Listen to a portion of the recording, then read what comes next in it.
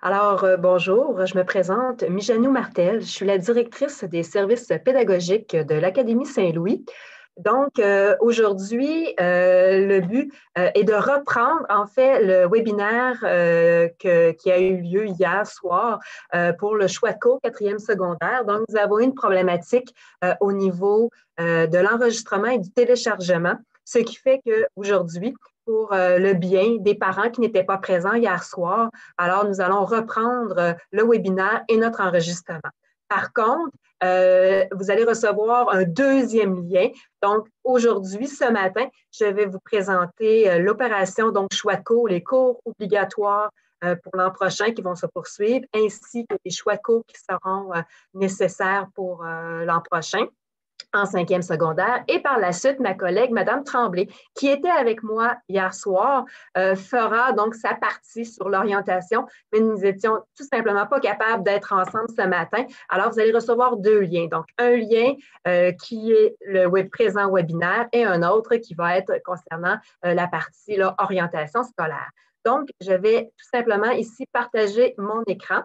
Donc, je tiens à m'excuser puisque il y aura, puisqu'il va y avoir probablement plus de bruit aujourd'hui, étant donné là, donc, que nous sommes tous plusieurs à l'école et que tout simplement, là, hier, nous étions seulement 5 à l'école, alors c'était vraiment plus facile d'avoir moins de bruit. Alors, je suis désolée, j'espère qu'il n'y aura pas personne qui va rentrer dans mon bureau. Donc, je vais pour commencer la rencontre. Alors, pour ce qui est donc de l'ordre du jour, ce que je vous ai expliqué tout à l'heure, c'est que la première partie sera faite par moi. Alors, c'est les cours obligatoires ainsi que les choix de cours. Ça va être un peu dans la même optique que l'an dernier, lorsque vous aviez eu là, à la même époque la rencontre où on vous expliquait entre autres les séquences mathématiques. Et la deuxième partie avec un autre lien où ce sera les services d'orientation avec les exigences pour l'obtention du diplôme d'études secondaires, les exigences et préalables pour les différents programmes au cégep. Et période de questions, bien évidemment, vous comprenez que là, nous ne sommes pas présents dans un vrai webinaire. Donc, vous ne pouvez pas poser vos questions. Je vais par contre essayer de répondre à certaines questions qui étaient nombreuses, mais n'hésitez pas, là, vous pouvez toujours communiquer avec moi via courriel ou téléphone à l'Académie sans aucun problème. Alors, on débute. En cinquième secondaire, donc, vos enfants vont poursuivre le cours de français. Ce que je vous fais ici comme présentation, donc, vos enfants ont reçu la même information la semaine dernière et également, vous avez déjà là, reçu, je crois, un courriel qui vous expliquait la procédure pour effectuer le choix de cours avec votre enfant, ainsi qu'un document là, qui vous refait là, qui vous explique en quelque sorte là, un résumé des 3 séquences mathématiques, même document que vous avez reçu l'an dernier. Donc, en français, évidemment, j'ai informé vos enfants qu'en cinquième secondaire, il y avait encore du français. Je leur ai dit aussi qu'il y en aurait obligatoire au cégep. Pour l'obtention du diplôme d'études secondaires, donc, on se rappelle que c'est le français cinquième secondaire avec l'examen du ministère de l'Éducation qui aura lieu en mai 2022. Alors, ça fait déjà 2 ans, à cause de la pandémie, que les examens du ministère sont annulés. Donc, c'est historique. Alors, faut vraiment prévoir le retour en 2022. Pour ce qui est de l'anglais, évidemment, ça se poursuit et nos 2 programmes se poursuivent. C'est-à-dire, alors, je m'adresse ici aux parents que leurs enfants sont dans le programme langue. Alors, vous savez que l'an dernier, le programme d'anglais enrichi s'est terminé en 3e secondaire. Bon, avec, en principe, on aurait eu l'examen du ministère, mais c'est 100% la note école qui a compté. Donc, vos enfants, si votre enfant est dans le programme langue, votre enfant a déjà réussi les unités nécessaires pour l'anglais, langue seconde, de l'obtention du diplôme d'études secondaires. Alors, ce que votre enfant va poursuivre, c'est anglais langue maternelle avec un autre examen du ministère qui va avoir lieu en mai 2022. Et ça va lui permettre d'obtenir sa diplomation pour anglais langue maternelle ainsi que français langue maternelle et des unités supplémentaires, évidemment, sur son relevé des apprentissages. Pour les élèves qui sont tout simplement dans le programme d'anglais enrichi, alors l'examen d'anglais, donc du ministère de l'Éducation, va se faire également donc à la fin mai 2022 pour le programme enrichi. Évidemment, l'an prochain, on poursuit éducation physique et éthique et culture religieuse. Alors ici, 2 cours qui sont, en fait, un des 2 cours doit obligatoirement être réussi pour l'obtention du diplôme d'études secondaires. Donc, c'est un ou l'autre, mais nous, évidemment, notre discours, ce qu'on dit aux élèves, c'est les 2 doivent être très bien réussis. C'est des cours faciles à aller chercher des notes élevées pour faire augmenter notre moyenne. L'an prochain, un nouveau cours va apparaître sur l'horaire de vos enfants. C'est le cours de monde contemporain. C'est un cours de 2 périodes sur un cycle de 10 jours, donc de 2 unités. C'est dans la continuité des cours d'univers social que votre enfant a depuis son entrée au secondaire. Donc, si on pense au secondaire 1 et 2, il y avait de la géographie et de l'histoire.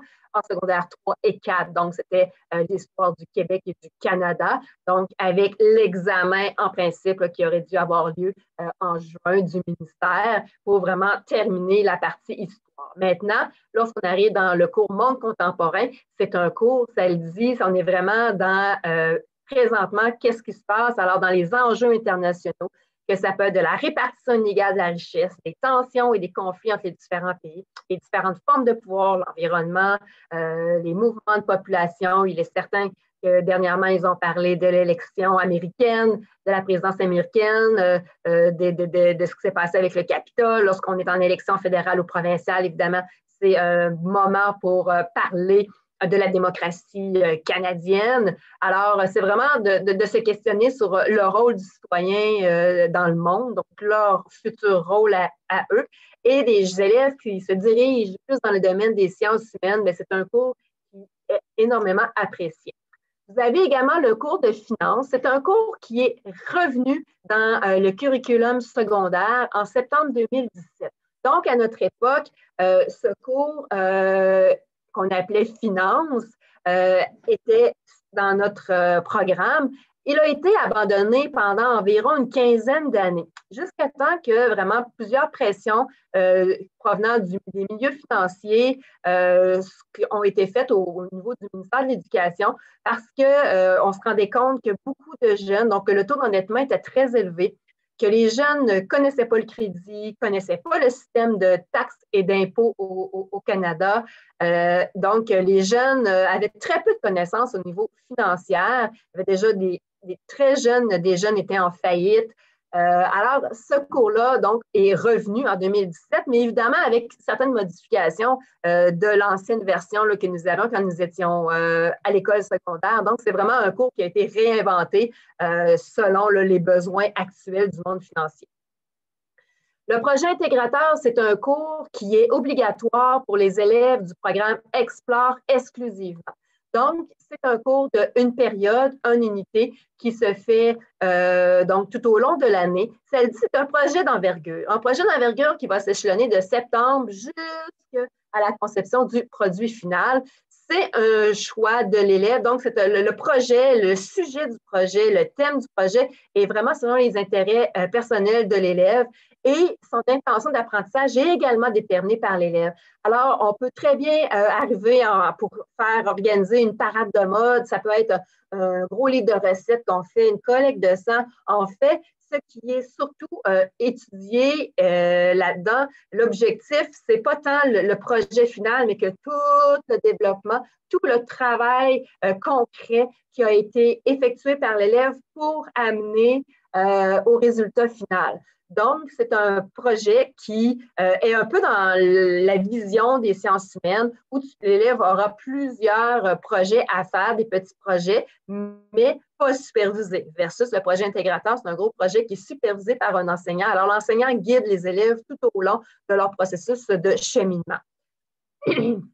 Maintenant, les choix de cours. Alors, cette année, donc, il y a vraiment 3 choix de cours à faire. Le premier choix de cours, c'est la séquence mathématique. On va aller rapidement parce qu'habituellement, il n'y a pas vraiment de choix. L'élève va tout simplement poursuivre dans la séquence qui a débuté. Il y a également le choix entre physique, chimie et géographie, histoire. Alors, l'élève aura le choix entre sciences et les sciences humaines. Également un choix entre art plastique et musique. Et pour certains élèves, principalement, là, donc, en fait, les élèves du programme langue et explore, donc nos élèves qui n'ont pas de sport, auront également un cours optionnel qui va s'ajouter. Nous débutons avec les mathématiques. Donc, pour ce qui est des mathématiques, que je vous disais tout à l'heure, c'est qu'habituellement, les jeunes vont poursuivre dans la séquence mathématique à laquelle ils sont inscrits présentement. Donc, l'élève est en CST, va poursuivre en 5e secondaire en CST. L'élève est en TS, en SN, va poursuivre en mathématiques enrichies. On ne peut pas changer, donc je suis en TS en 4e secondaire, je veux aller en SN, on ne peut pas faire ce changement-là, tel que mentionné l'an dernier. Alors, on voit, après 2 ans, on voit les mêmes contenus, mais on ne les voit pas nécessairement dans le même ordre, de la même façon. Donc, c'est 2 visions différentes des mathématiques. Alors, c'est important là, que ces 2 visions-là soient distinctes et qu'on poursuive pour 2 ans. Par contre, si j'ai un élève qui présentement est en SN ou TS et que c'est drôlement difficile, qu'on travaille super fort et qu'on obtient 61, 62, 63, votre enfant pourra demander un changement de séquence mathématique pour l'an prochain, de sorte qu'il pourra quitter enrichi pour aller en CST. Alors, il pourra faire ce choix-là dans les prochains jours. Advenant le cas que votre enfant hésite et décide de faire ce choix-là en juin, il est certain que là, c'est toujours mieux de le faire plus tôt. Si en juin, il décide que ça n'a pas d'allure, je veux vraiment changer de mathématiques, si j'ai de la place, évidemment, donc on va accepter là, son changement vers une séquence inférieure. Par contre, si votre enfant est présentement en CST et qui vient de réaliser qu'il lui manque les préalables nécessaires pour aller faire une technique de son choix. Alors, il existe différents chemins. Passerelle, donc la passerelle, c'est un chemin, mais il en existe plein d'autres.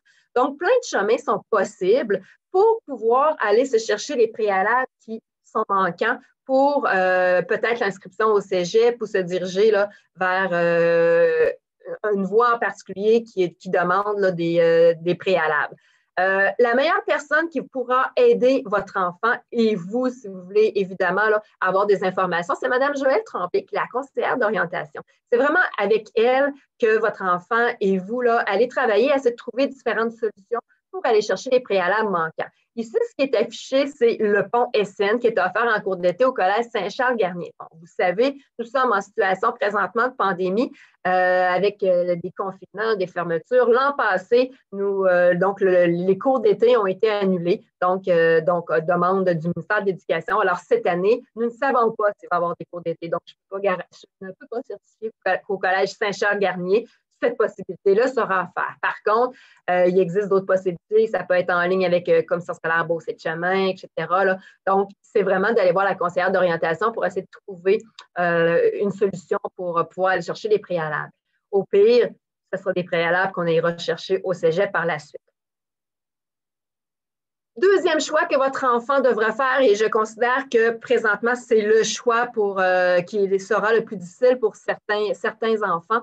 Donc, c'est le choix entre les sciences et les sciences humaines. Alors, quand je parle de sciences, je parle de chimie et de physique, et sciences humaines, géographie et histoire. Évidemment, on parle de l'histoire contemporaine et de la géographie mondiale. Alors, on est beaucoup plus dans l'histoire récente et toute la géographie avec les problématiques, les différents problèmes mondiaux qu'on pourrait avoir. Chimie physique. Pour accéder à chimie physique, il faut absolument avoir plus de 70 en sciences et en technologie de l'environnement. Alors, je vous rappelle que présentement, votre enfant en 4e secondaire fait 2 cours de sciences. Il fait le cours de sciences et technologies, qui est le ST que vous allez voir sur le bulletin. Donc, c'est le cours de base. C'est le cours qui est nécessaire pour l'obtention du diplôme d'études secondaires. Donc, c'est le cours, jusqu'à tout récemment, qui avait un examen du ministère en juin. Également, votre enfant, parce qu'à l'Académie Saint-Louis, tous les élèves font obligatoirement le cours de sciences et technologies de l'environnement, qui est la partie enrichie. C'est le préalable pour réussir à entrer en chimie et physique. C'est le cours de technologie de l'environnement qui est nécessaire, qu'il faut avoir 70 et plus pour pouvoir accéder à chimie physique. Le cours sciences de base, c'est une chose, mais c'est vraiment le préalable, c'est sciences et technologies de l'environnement. Je vous informe tout de suite que déjà, si votre enfant a de la misère en sciences, si votre enfant n'aime pas les sciences, c'est pas tout le monde, c'est pas fait pour tout le monde, bien, il est certain que l'an prochain, en chimie physique, votre enfant va trouver ça drôlement difficile. C'est 2 gros cours. Alors, il faut vraiment que votre enfant soit convaincu et qu'il ait les capacités également, d'où le 70 et plus. attention ici, ce qui est écrit dans le carré jaune, attention de ne pas choisir les combinaisons physique, géographie, chimie ou histoire. Moi, ce que je disais à vos enfants, c'est essayer de ne pas défaire mes couples. Mon couple chimie-physique, mon couple histoire-géographie. Quand on défait, donc exemple, je veux chimie avec géographie, lorsqu'on défait un couple, il est possible que nous ne soyons pas capables de faire un horaire à votre enfant. Donc, ce n'est pas une garantie que nous allons pouvoir le faire. Pourquoi on pourrait séparer des couples? Donc, si votre enfant sépare le couple, il veut chimie, géographie, avant que son choix soit accepté, ce que nous allons faire, c'est, il est certain que votre enfant va rencontrer la conseillère en orientation. Pourquoi? Parce que nous voulons nous assurer que chimie et physique ne sont pas deux préalables nécessaires. Si votre enfant fait seulement chimie puis il va aller en sciences de la nature au cégep, bien, cette valeur, il ne pourra pas entrer en sciences de la nature au cégep et lui manque physique. Par contre, il y a certaines techniques, si je prends entre autres la technique de soins infirmiers, où le seul préalable demandé, c'est chimie. Physique n'est pas nécessaire. Alors, nous avons des élèves qui vont dire, moi, je veux seulement prendre chimie. Déjà, juste avec chimie, ça va être assez difficile, que je veux laisser tomber physique, ça va être trop difficile. Parfait. À ce moment-là, on va vraiment tout essayer de faire pour que ça puisse être correct avec son horaire. Si on prend la technique en physiothérapie, ben c'est l'inverse. C'est physique qu'on a besoin. Alors, nous avons des élèves qui vont juste faire le cours de physique, pas celui de chimie. Donc, ici, ce qu'il faut comprendre, c'est que la rencontre, ce n'est pas une rencontre d'1 heure. On veut juste s'assurer que l'enfant fait le bon choix et que ça ne nuira pas pour ses prochaines années postsecondaires. Tout comme l'année passée, donc après la demande, nous, on analyse les dossiers et vers la fin mars, début avril, donc votre enfant va recevoir un courriel. Il y a 3 réponses possibles au courriel. Alors, votre enfant est accepté au programme demandé, accepté en chimie physique, accepté en histoire-géographie.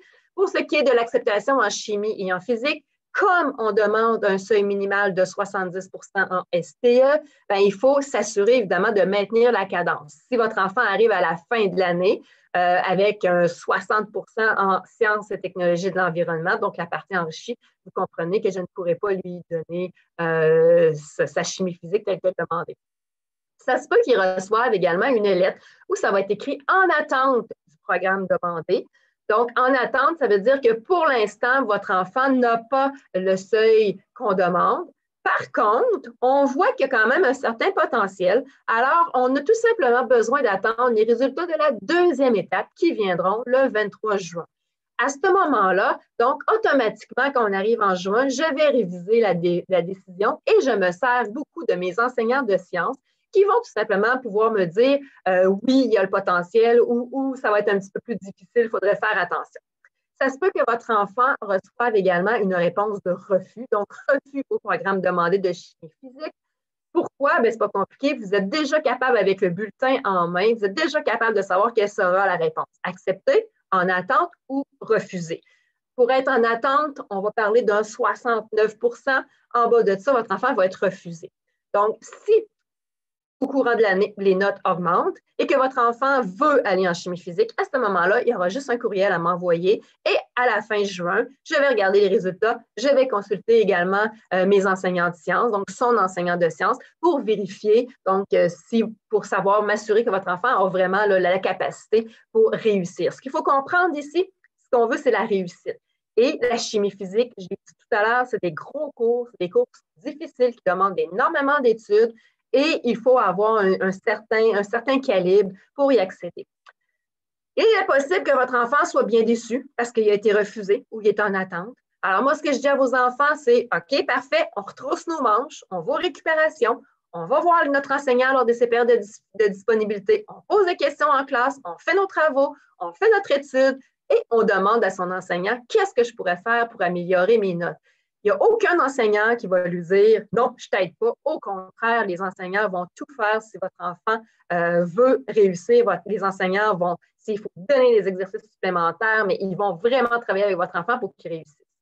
Mais c'est possible, par contre, qu'à la fin de l'année, on arrive devant un constat que les sciences, ben, c'est probablement pas fait pour mon enfant. Ça se pourrait très bien. Depuis 1 an, on entend beaucoup la défaite COVID. Est-ce que vous allez être plus flexible à cause du COVID, l'enseignement à distance, mon enfant ne réussit pas bien, il n'aime pas son prof, etc. En fait, ce que je pourrais vous dire, c'est ce qu'il faut comprendre, chimie physique, les cours sont difficiles. Alors, l'an passé, en sciences de 3, vos enfants ont vu tous les contenus essentiels et même plus. Cette année, en sciences de 4, ils voient tous les contenus essentiels et même plus. Nos enseignants sont aussi performants et sont encore plus disponibles justement parce qu'ils ne veulent pas que les élèves là, en souffrent. Donc, flexibilité, j'aurais le goût de vous dire, ce qu'on veut, c'est que nos jeunes réussissent. Donc, ça va vraiment aller. Ça se peut que la réponse soit négative en mars, mais peut-être à la fin de l'année, avec l'analyse et l'aide des enseignants aussi, ça se peut qu'on finisse par en accepter. Ce qui est important ici de comprendre, c'est que la décision elle est définitive. Alors, si votre enfant décide de prendre chimie physique pour faire comme ses amis ou faire parce que ses parents le demandent ou tout simplement parce que ça me tente, ça va être cool, on va l'essayer. Bien, ce qu'il faut comprendre, c'est qu'il n'y a aucun changement. Donc, si votre enfant a chimie physique sur son horaire, il aura chimie physique jusqu'à la fin de l'année. Nous n'avons pas une organisation scolaire qui ressemble à celle du cégep, c'est-à-dire où on a 20 cours en même temps qui se donnent. Ce n'est pas le cas. Donc, souvent, si j'ai un cours de chimie, j'ai un cours de physique en même temps, j'ai un cours d'histoire et c'est tout. Et je ne peux pas arriver avec des classes à 39, 40, 45 élèves. Donc, je suis limitée. Et il faut comprendre qu'on ne peut pas passer de un à l'autre. Les contenus ne sont pas pareils. Puis, il y a énormément de contraintes dans l'organisation, que ce soit juste avec, vous savez, tous les sports que nous avons. Donc, votre enfant qui s'inscrit en chimie physique, même s'il est en échec au mois d'octobre et qui réalise qu'il n'en a pas besoin pour le cégep, votre enfant va rester en chimie physique. Donc, c'est un choix qui est important pour s'assurer qu'il ne fait pas pour ses amis, mais qu'il fait pour les bonnes raisons. Alors, ça, c'est le deuxième choix de cours que votre enfant devra faire. Le troisième, beaucoup plus facile, art plastique ou musique. Alors, en cinquième secondaire, on parle d'un cours à 2 unités, mais à une période sur 10 jours. Donc, au total, dans l'année, c'est 18 périodes d'art plastique ou de musique qu'il va faire. Si présentement, votre enfant est en musique, rien n'empêche que l'an prochain, il peut aller en art plastique ou vice-versa sans aucun problème. Il peut passer de un à l'autre. Pour les élèves qui sont en langue ou les élèves qui sont en explore. Alors ici, je m'adresse aux élèves qui n'ont pas de sport à leur horaire, outre que l'éducation physique est obligatoire. Donc, l'enfant devra faire également un choix pour son cours optionnel. Alors, c'est 3 périodes par cycle de cours optionnels. Quels sont les cours optionnels? Alors, nous avons le cours de musique à 3 périodes. Nous avons le cours d'art plastique à 3 périodes. Nous avons le cours de biologie. Le cours de biologie n'est pas un préalable pour le cégep. Donc, si votre enfant fait du sport, ce n'est pas grave s'il ne fait pas de biologie, il peut rentrer très bien en sciences nature pareil. Et également, pour les élèves de langue, nous avons également le cours d'espagnol. Ici, ce qu'il faut comprendre, c'est que ce n'est pas une garantie, le choix de votre enfant, qu'il aura son cours optionnel. Donc, tout dépend des années. C'est pour ça que votre enfant va faire 2 choix, choix 1 et choix 2. Donc, nous allons tout faire notre possible pour lui donner son choix 1, mais il faut comprendre qu'il y a des années, entre autres, ça fait 2 ans que le cours optionnel en musique n'est pas donné. Cette année, nous avons 2 cours de biologie. L'an passé, c'était 1. Nous avons un cours d'espagnol. L'an passé, on en avait 2. Donc, tout dépend des années, des choix, etc. Et également là, du groupe auquel appartient votre enfant. Donc, c'est pour ça qu'on le demande, entre autres, de faire 2 choix. La procédure maintenant, c'est comme l'année passée. Alors, dans le portail de votre enfant, donc votre enfant va dans son dossier, vous avez l'onglet choix de cours qui, je vais le mettre ici en couleur, donc vous avez l'onglet choix de cours. Je vais juste essayer de reprendre mon surligneur. Parfait. Je vais revenir en arrière. Alors, vous avez l'onglet choix de cours ici, donc votre enfant clique là-dessus.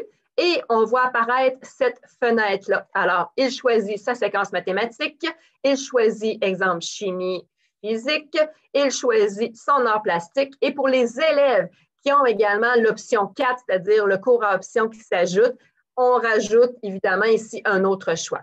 Vous pouvez écrire un commentaire, comme par exemple, je veux seulement choisir chimie parce que je m'en vais en technique de soins infirmiers. Donc, à ce moment-là, la rencontre va être vraiment plus courte avec Mme Tremblay.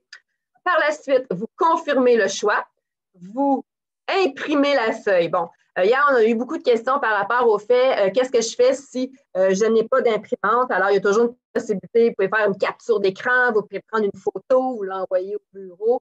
Donc, il y a toujours là, une possibilité de ce type-là là, qui peut être fait. Où on prend une capture d'écran, on l'envoie par courriel. Vous pouvez toujours ajouter un courriel, là, vous l'envoyez à l'administration. Je certifie, donc par votre courriel, par votre portail, donc je certifie que je suis en accord avec la démarche de mon garçon, de ma fille, donc avec les choix d'options. Donc, ce qu'on a besoin, étant donné que votre enfant est mineur, donc nous avons absolument besoin d'une confirmation de vous, parents, donc vous êtes en accord avec le choix de votre enfant. Donc, votre enfant va chercher cette feuille-là, remplit les différents énoncés, imprime la feuille et doit venir donc vous la faites signer et doit venir porter cette feuille-là au secrétariat. Évidemment, tout à l'heure, ce que je vous disais, s'il y a vraiment une problématique, vous pouvez l'envoyer par courriel. Donc, à ce moment-là, ça pourrait être correct, là, mais la grande majorité, ce que les enfants font, donc ils viennent nous porter la feuille au secrétariat. Vous avez jusqu'au 9 février pour faire cette démarche-là. Et qu'est-ce qui arrive si on est en retard? Bien, on s'entend là, dans la semaine qui suit, la semaine du 9 février, on va faire venir les jeunes au secrétariat, leur dire on a poursuivi ton formulaire de choix de cours, il faudrait que ça rentre, on va communiquer avec les parents, mais on s'entend là, qu'après 2 semaines, bien, nous, on commence l'analyse, et plus qu'on retarde, bien, malheureusement, il se pourrait que votre enfant n'ait pas le choix demandé. Hier, nous avons eu des questions. Est-ce qu'il y a un maximum d'élèves? Est-ce que c'est premier arrivé, premier servi en lien là, avec la chimie physique? Dites-vous que c'est rendu là, c'est notre problème, c'est-à-dire si le jeune, si votre enfant a le désir et a la capacité de faire chimie physique, nous, on va tout faire pour lui donner les préalables qui sont nécessaires pour sa poursuite postsecondaire.